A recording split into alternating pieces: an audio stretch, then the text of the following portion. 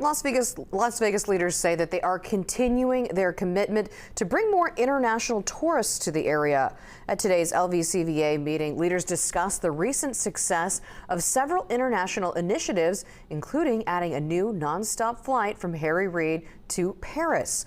Leaders also say that they've made progress in their push to bring back tourists from Canada, which is the city's most important international market.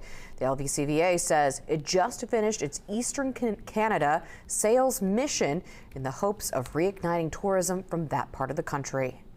The mission brought together 7 resort partners, airline stakeholders, and travel leaders to help rebuild momentum, strengthen relationships, and drive future demand. Canadians matter deeply to Las Vegas, and we remain committed to welcoming them.